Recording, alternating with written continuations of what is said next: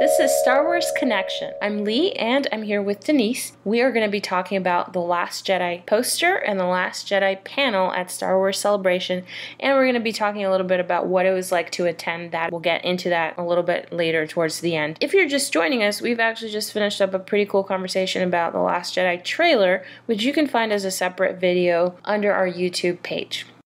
Okay, so should we talk about the poster? The poster. To be honest with you, I'm actually more excited almost about what we can get from the poster than the trailer itself in terms of directions of our thinking, because Absolutely. The poster has just so much symbolism into it. So and it's so cool. It just looks great. I have to tell you, like when we were at panel, and we'll talk more about that later, when they first showed the poster, they just showed Rey holding, this lightsaber, and it was cool by itself. But when they expanded to show Luke and Kylo, everybody just gasped. Like everybody was in shock. Like I was not expecting that at all. That's awesome. I think it's interesting because Rey, in the first movie, she was afraid of that lightsaber, and now she holds it and she owns it, and she seems very confident with it.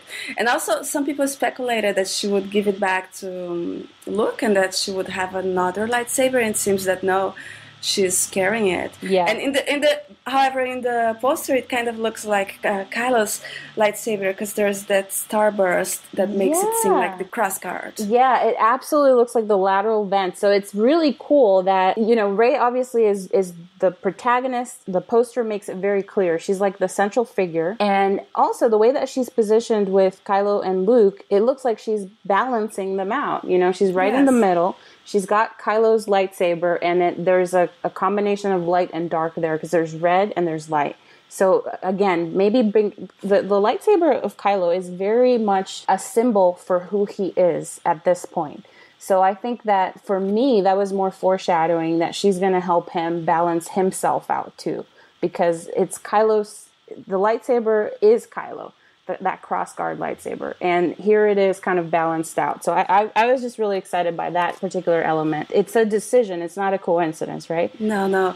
And also I think the poster is mostly red, which in Star Wars has this meaning, and she's the one who has this blue light coming from her, and the light goes through the lightsaber that's blue, purple and red, almost as if she's pushing that blue light.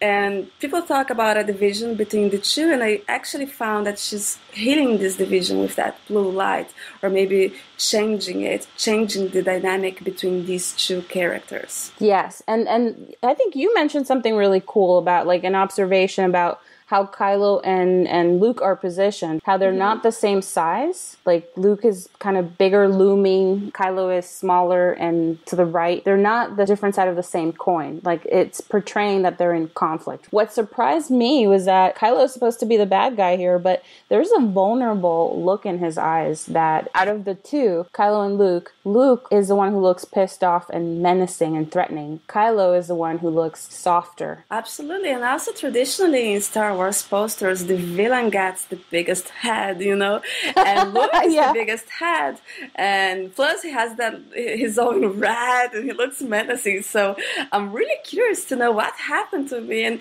Luke was my favorite character. He's my favorite character. This joyful, normal person that we can all think we can be like. But, I like complexity, and I'm looking forward to that. Something else is that she's in the middle, Rey, and she has her legs spread apart, which is a more masculine position. So she's positioned as the hero, and her pose is just like the 1977 Star Wars poster with Luke. So she's mimicking Luke in the first poster. And I find that her clothes, they're a little bit like Han Solo's clothes in the first movie, right? First movie, whatever.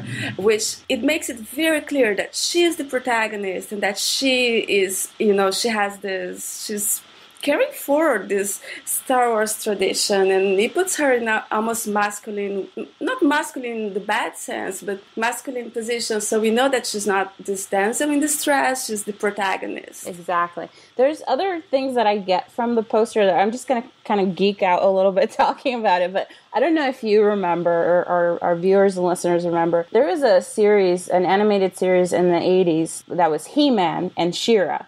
Yeah, I remember. That pose reminds me of He-Man and She-Ra. And if you remember when they, they took their sword and they did their transformation, they stood with that pose. Right, and then they transformed. So for me, Rey is also transforming as she wields this power. She's also evolving and changing. And I think that we see elements of light and dark, and we hear the word balance come out so often. We see her kind of balancing Kylo and Luke, who are not in the roles that you expect them to. Again, Luke looks like the more menacing one. Kylo looks like the softer, more vulnerable one. But she's balancing them out. So I think we're seeing here signs that Rey is going to transform. Rey is going to have elements of light and dark, and eventually, hopefully, by the end of the trilogy, we'll have balanced them out. She'll help bring balance to Kylo as a person, and she'll help repair the broken relationship between Kylo and Luke. That's what maybe I'm just projecting all this like wishful thinking, but to me, the poster is just communicating so much. Yeah,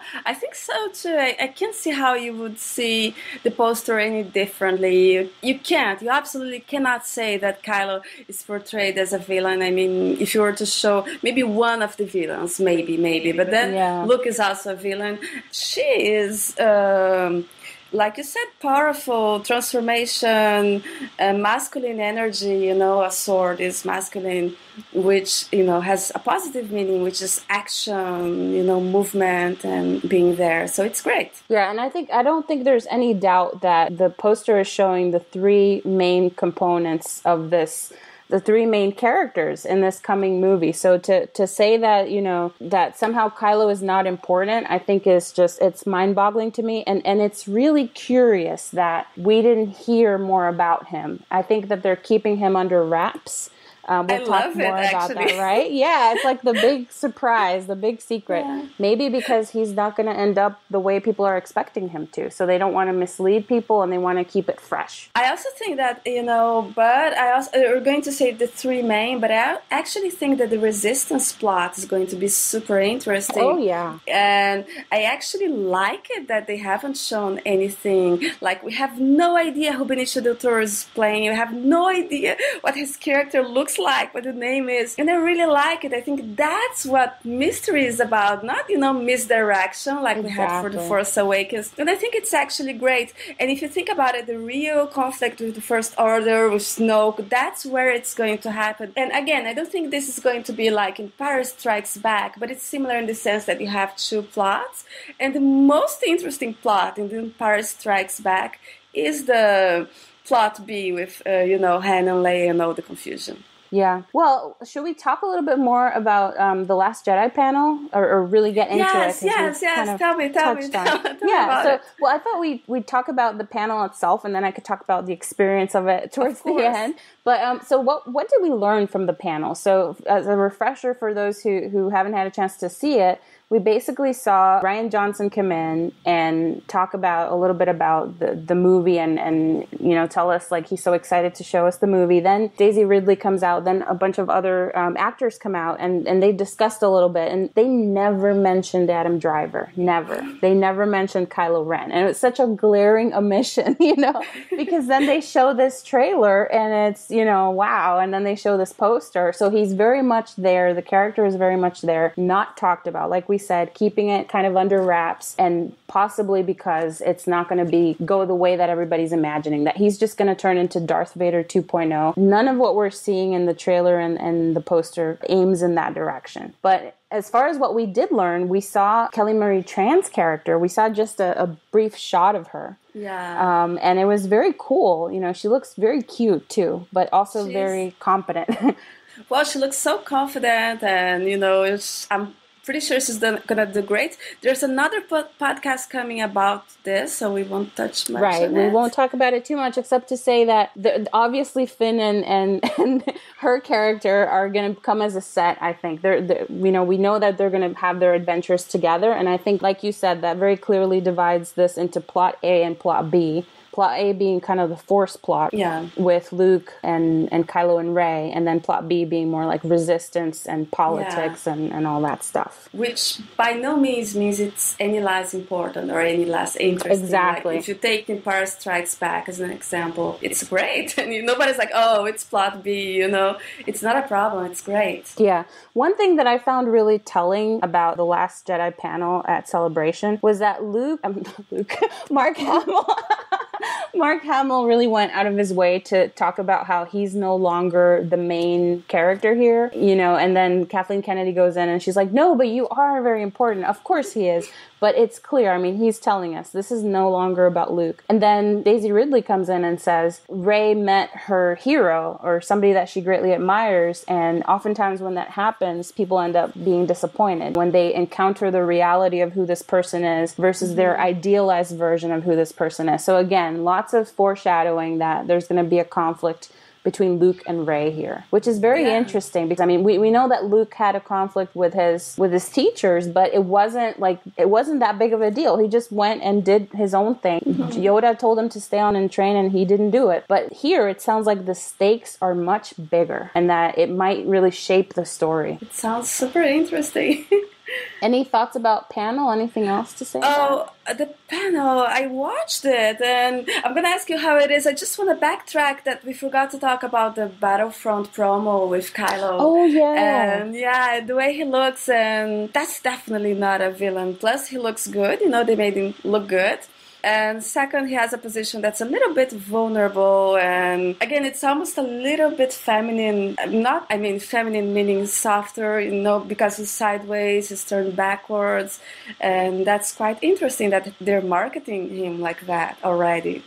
Oh yeah, absolutely. And there's like a brooding, he's a thinking guy. I think he's going through his evolution and he's not just like some little robot doing whatever Snoke tells him. I think we're getting a lot of, we're putting the pieces together and we're getting information about Kylo that I think will fly in the face of whoever thought that he was just automatically going to become the big bad. Yeah, there's also that photo of him that they showed in the panel, and he's also brooding, and he seems very unhappy to be there near Hux and Captain Phasma, and he's definitely not happy there. Yeah, and there was also something else that I wanted to mention about Battlefront 2, which is there was this great article that came out just describing some game elements, and we'll show a link to that article in the video, but basically we're hearing that Rey and Kylo are being positioned as each other's counters in that game. So Rey will have some skills like, she'll be able to control the minds of her enemies, whereas Kylo will be able to freeze enemies. To me, that sounds really cool because Rey's power is way more aggressive, and Kylo's power is more defensive if you think about it that way. But they're equals. They're being positioned as on opposite sides, but equal to each other and developing kind of alongside each other. I thought that was awesome. So all the elements that we're seeing in the various Star Wars media are giving us a picture of these two as I think they are the opposite sides of the same coin. I think that's what we're going to see as the big picture later on. It makes a lot of sense that he would have defensive powers because that's what we basically see in The Force Awakens. And he has also powers that are super defensive. And the whole topic of yin and yang keeps coming up. We've talked about this in our previous episodes, in our previous podcasts. These people are a counter to each other, a balanced light and dark, male, female, and defensive, offensive. But it's coming together in a way that's surprising. We've talked about it before, but the fact that Kylo is in many ways the more vulnerable one. Rey is not the damsel in distress. In a way, Kylo is the one who needs to be rescued. He's the prince who's trapped by the evil sorcerer. So it's really cool how they're positioning them against each other. He has, like, when he's masked, this masculinity, but even when he unmasks in The Force Awakens, he had, a lot of makeup, lipstick, and he's this feminine. He looks good, but not look in a way that's masculine. It's almost pretty. He looks pretty, I would say. And also in the trailer, that's interesting. We have Rey running, Rey in movement, and he's static, which is something that you have more. So it's interesting. So if you have masculine and feminine, she's masculine and he's feminine, which is pretty interesting. It's really cool. Any thoughts, like about the relationship between Rey and Kylo Ren and what we can expect to see going forward based on all of this that we've been talking about? I think it's going to be a lot really complex, but like I said, the change is going to start earlier than we thought, but because it's going to start earlier, we might have turns and twists, which is interesting. Yeah, and I think that it's very clear that, to me at least, that they're going to be influencing each other. Rey might take on some darker elements, Kylo might take on some lighter elements, and in the end, they might balance each other out. I think that's where all of this is headed. And of course, one of our contributors mentioned, Maria, who's been in our previous podcast, mentioned she's got a background in graphic design. Looking back at the poster, when you have three figures, a bigger figure and two smaller ones, there's a tendency to have the two smaller ones have a romantic subplot. So that's still not off the table. It's still a possibility. Regardless whether they end up being romantic or not, I think that it's pretty clear that they're going to be very important to each other. They're positioned as foils to each other, and it's going to be a really interesting connection developing. That's my prediction. Yeah, absolutely. I do think it's going to be romantic, but I know like lots of people, they think that people that think that they're going to have a romantic thing think that they were great in The Force Awakens, or that it's really cool to be tortured. I don't know what they think, but it's not that. It's that, he's going to change and become a new character, and they're going to have some sort of romantic arc. Right now, it's not. I don't think she would like him right now. And by the way, for her to reciprocate, I'm really curious what they can do, because, pretty hair doesn't do it. She killed Han Solo, you have to give her something, good reason not to loathe him, because she should hate him right now. And as part of the audience, I want to see a pretty damn good explanation. Otherwise, I'm going to say, what the heck is this? So that's it. It's not that we think, he's cute, so it's okay. And that's absolutely not the case. We see the potential for that, but we think that, lots of things are going to happen. Yeah, and it has to be, whatever they do, it has to be well realized, because otherwise the credibility of the entire project will collapse. If they just suddenly make her go gaga over him, why? Why would she do that? Well, they have to show us that. And I think that the key thing here is that Kylo Ren is not a static figure. He's going to be changing. And we're seeing signs of that. And there's no way that she could fall in love with the guy that she said, you're a monster, before cutting him up. But he's not going to be the same guy throughout the 3 movies. So it would be very cool to see that development. Yeah, and he killed her father figure, and if there is a red flag, killing your father is the biggest red flag I can think of. So, but like I said, we're going to have development on that. Yeah, the other thing is, if it would be really cool if they gain knowledge into each other and insight, because they are very similar in many ways. They're coming from. There's a very cool artwork that I love that we'll show, where you see how Rey is lonely as a child, and Kylo may have been just as lonely as a child, coming from different circumstances, but both experiencing that loneliness. And in a way, only they can understand each other where they are now. They're both kind of growing in the Force together, and they're in a unique position to have insight into each other that no one else can understand, I think. So I think the elements are there to make this a viable romantic pairing, but if it happens, it has to be done well. There has to be a good explanation, like you said, for why it happens. But I think we need a romance in Star Wars for sure. I mean, that's part of the awesomeness of it, is that it combines all that, the fighting, the spaceships, the family, and then the romantic love too. Yeah, of course, but again, it needs to be well done, and we're not thinking, he's cute, so it's okay. No, absolutely not. We're expecting some pretty cool development, and I think it's a real challenge. It will be a real challenge to make people, even us, right? We're not crazy. We're not crazy. We have to say it. Even us believe in the possibility of this for real. One thing is saying, okay, there's this possibility. Other thing is watching the movies and say, okay, I believe it. It can happen. I believe in this too, and they're gonna have to do something really good for that. Yeah, but I think that they're thinking about it carefully, and the fact that they're keeping Kylo so closely guarded and not revealing anything explicitly about him, except just showing us things that lead us to believe that he's going to change. I think that's part of their strategy. Yeah, I love it. I think it must be a real downer for you who were at the celebration, not to see Adam. But I think, that's the way you keep this. If you want a character that's larger than life, you can't have Adam Driver like, hey, everyone.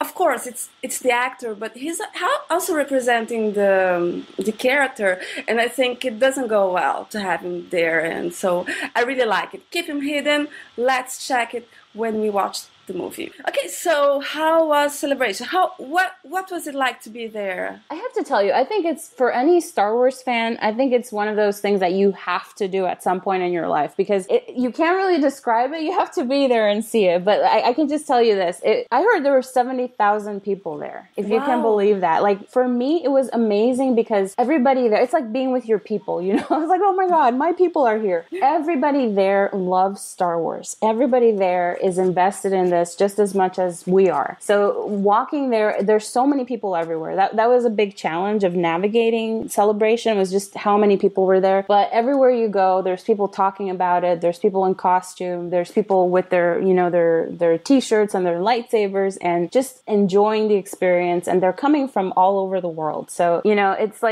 like nothing else that I had ever experienced before. So definitely worth going to. Did you see a lot of people cosplaying or not? What was the percentage? And I saw a lot of Kylo Ren, a lot of Kylo Ren cosplay and really cool outfits. Like, people really invest time, into this. Saw a lot of like Leia, also a lot of Darth Vader, a lot of characters from like the TV shows too that I was less less familiar with, but like definitely a lot of Kylo Ren, a lot of Rey. I think that I could feel like people were disappointed when Adam Driver, Kylo Ren, did not show up, because, and they were just wanting more of him, because when he appeared in the trailer and in the poster, the screaming was just deafening. Like, people were already cheering, but it got to like a super high level once he appeared. People just wanted more of that. So, but anyway, I have to tell you, I'd never spoken to anybody about Celebration before going, so I kind of went without knowing what to expect. And I can tell you this, the odds are not going to be in your favor to get into a panel that you really want, because think about it, 70,000 people, and they have two rooms, one main room where the actual actors and the director and the people in the panel are going to be, and the capacity is going to be like around 3,000 or less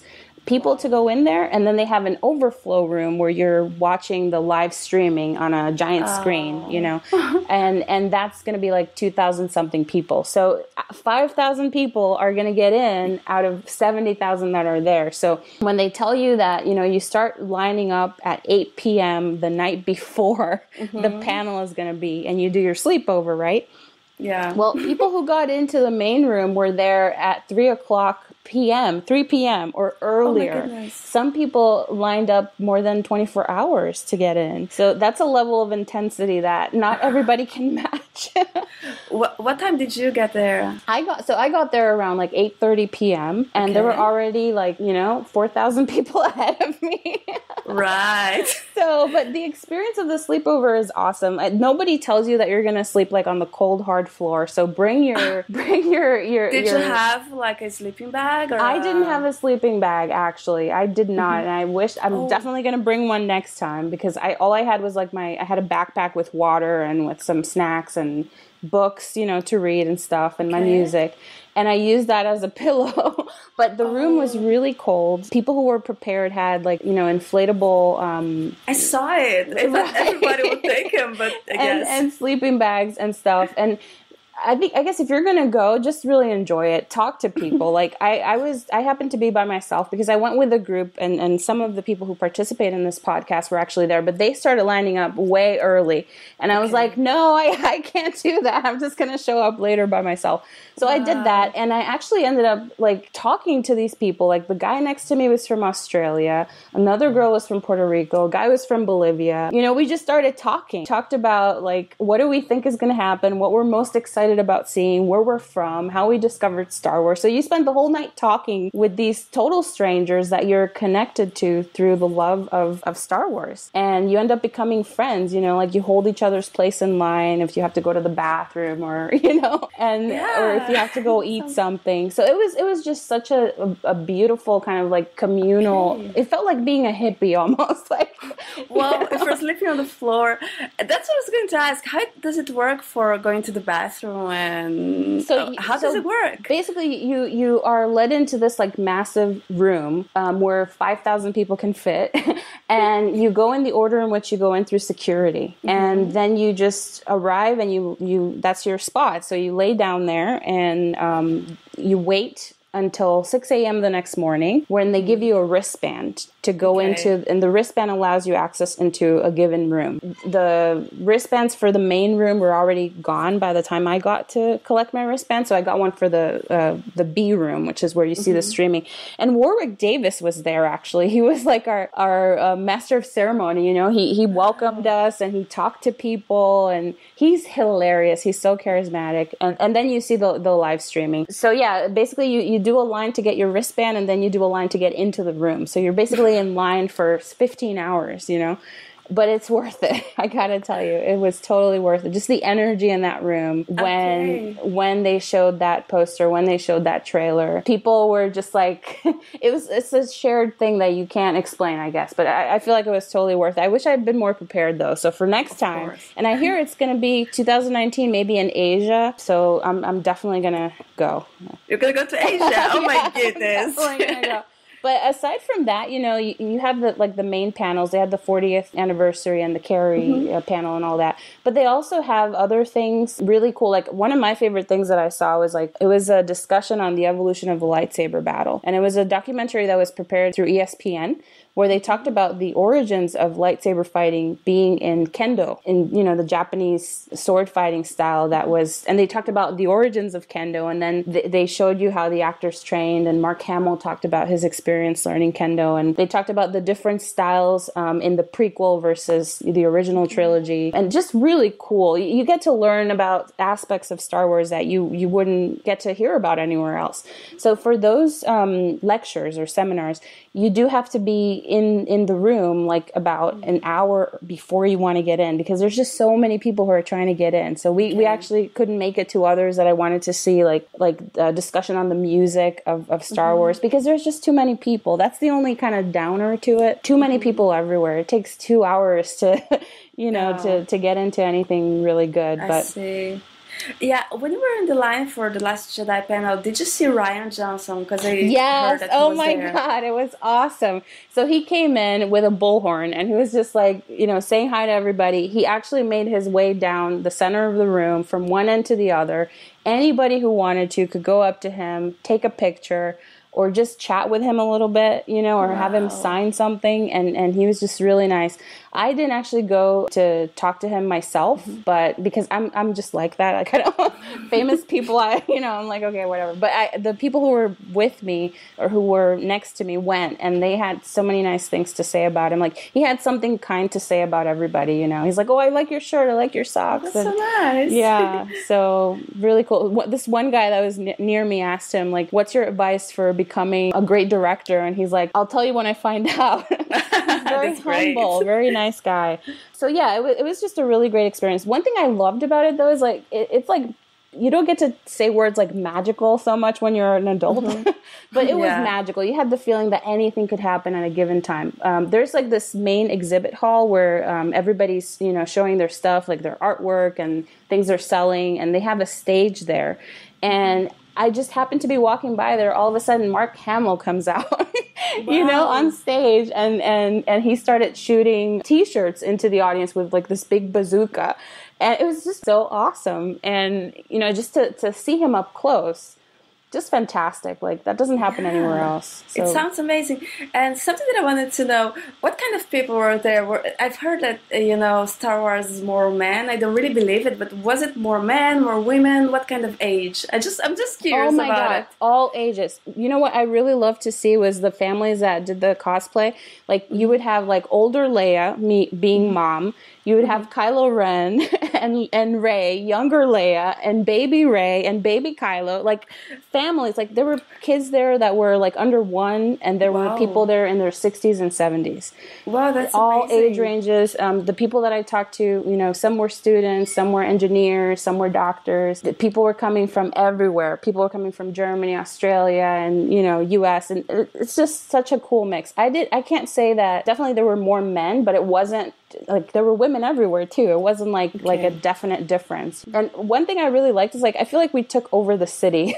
I had never been to Orlando, so I had the chance to like wander around a little bit, and everywhere you went you would see people with their lightsabers and with their t-shirts. Like I ended up having a late dinner at Denny's, and it was like 5 o'clock in the morning. We were having pancakes, and everybody there was related to Star Wars in some way, and we just started talking. You know, it's just such a cool experience. Definitely worth doing. Just prepare well. Make sure that you stay at a hotel near the venue, because if you try to drive there, parking is a nightmare. Like it takes like 20 minutes to walk from the parking area to the actual building. And they had guys like in rickshaws, you know, like they bicycle you up to the area. I actually rented one of those. And the rest of the time I just used Uber. But some hotels have shuttles that take you there. And make sure you're early for all the important things. Show up 1 or 2 hours before they say that you have to show up. And always have water on you, because the lines to get to anywhere are super long. So have water and snacks. And just talk to people. People are awesome. Everybody who's there loves Star Wars as much as you do. It's such a rarity to be able to say that. So, that's amazing. I have 2 more questions. First one is that, you know, that there's some people who are anti-Kylo, and there's a little bit of a division right now in the Star Wars fandom. Did you see any dirty looks, any discussions? Did you see anything like that? Nothing like that. I have to tell you, I had my Kylo Ren lightsaber most of the time, and I had a Save Ben Solo t-shirt, and I had a t-shirt that was of Kylo's helmet. And everybody who talked to me was very positive about it. Like, even in the street, like with my Save Ben Solo shirt, people would be like, oh yeah, we have to save him, you know? Or people would wave at me, like, and want to take pictures with me just because I had a shirt that mentioned Kylo Ren. Like, I think he's actually very beloved by the majority. That's my sense, at least being there. So yeah, some people still think that he's not going to be redeemed, but I think overall, the amount of Kylos there in cosplay, for me, it's very clear that he's a very beloved character. Wow, that's awesome. Another thing I want to know, I know that you've met some people that do the podcast here. Yeah. And how was it like? I've never met people, you know. Oh my God, it was awesome, because we've been talking about this now it's going to be almost 2 years, you know. Like, we've been talking about this and we worked together on this. So to actually meet them face to face was just really great. And they had awesome experiences too. Like, some of them really were like camped out for this panel. So they had that experience of being in the group together, and just awesome to get to meet them in person. And hopefully we'll get the chance to meet up again in 2019 at the next conference, because people flew in from like Germany and France and, you know, and the UK, and others drove from like more like Midwest and the South. So it was just awesome. Yeah, I find it funny because I'm here in Montreal. I'm like, oh no, it's too far, it's expensive. Well, right now I can't afford it, but you know, it's just amazing to see how much people are going to do it, and it must be super amazing to meet people that you've only known online. It must be so amazing. Yeah, well, you know, actually, that reminds me, at one point, Warwick Davis, when we were waiting to start the Last Jedi panel, and he was talking to the crowd, like, he just walked up to a random guy, and he asked him, so where are you coming in from? And he's like, oh, I'm coming in from 40 minutes away. And he's like, well, I had to get up early, you know, to come. and Warwick Davis is like, okay, how many people have come in from farther than this guy? And, like, the entire room raised their hand, because people had come in from there were people from China, there were people from like all over. It was just fantastic. Yeah, okay, so maybe I'm gonna go to, you're convincing me, I'm gonna go to Asia. Let's do it, and we'll plan early so that we can like get the best out of it. I think it's gonna be fantastic. We just need the mattresses, what is the inflatable mattresses, right? Yes. Okay, so I think that's it. I think all my questions you answered, and yeah. Well, if anybody has questions, please feel free to ask. You can email us at starwarsconnection09@gmail.com, or you can just ask like in our YouTube's comment section, and we'd be happy to answer any questions that you have about it. I wish that I had known a lot of this before going in, but I think it'll help me more for 2019. But anyway, we'd love to hear your thoughts on the trailer and on the poster, so please share them with us. And stay tuned for more discussions on this.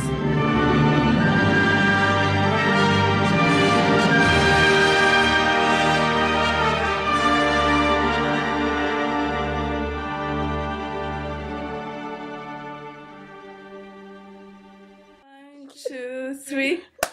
1, 2, 3. You're not clapping with me. Are you clapping with me? I am clapping. But you're clapping like 1 second later. No, I'm not. Let's try it again. No? Let's try it again. Okay. 1, 2, 3. 1, 2, 3. 1, 2, 3. Okay. We're a little bit off. Rhythm challenged.